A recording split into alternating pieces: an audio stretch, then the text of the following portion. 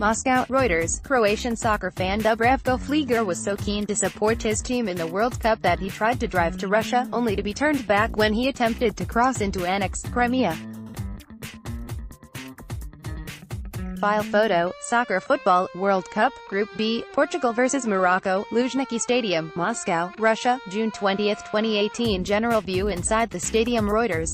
Recine As a result, he missed his team's quarter-final on July 7, but Croatia's successful run all the way to a final against France given him time to redraw his travel plans and finally make it to Russia. The 51-year-old Croatian dental technician and three friends set off on a 2,000 kilometers (1,250 miles) drive in a camper van, hoping to attend Croatia's quarter-final against Russia in the Black Sea resort of Sochi. But after crossing Hungary, Romania, Moldova and the breakaway state of Transnistria, which none of them had heard of, they drove to southern Ukraine only to learn they could not drive into the peninsula of Crimea, which Russia annexed from Ukraine in 2014. So they missed the game. Crossing into the peninsula, which has effectively been integrated into Russia, is a complex process that requires prior permission from Kiev and Moscow.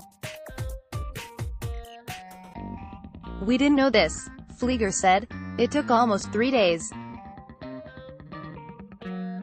The road is terrible. The only alternative route for them involved driving to the eastern Ukrainian city of Kharkiv north of rebel-controlled territories and then driving south through Russia. But the huge distances meant they would not make it in time. They traded their quarter-final tickets for semi-final tickets, betting on a Croatia win against Russia, and drove home in what Flegar said was a 4,000 kilometers round trip.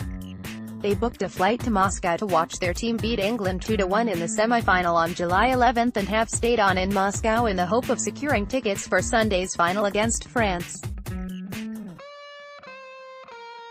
On Friday, Flegar was lunching with his three friends on a pedestrian street popular with fans with a sign sellotaped to his red and white checkered hat that read, "Need tickets." But they faced extortionate prices, though Flegar said he hoped they would succeed in obtaining tickets at a fair price. "It's too expensive at the moment. They asked $2,000. It's too much," Flegar told Reuters. "It's a lot. For us four guys, that's $8,000. We could buy a car," he said. Writing by Tom Baumforth, editing by Richard Baum for Our Standards. The Thomson Reuters Trust Principles.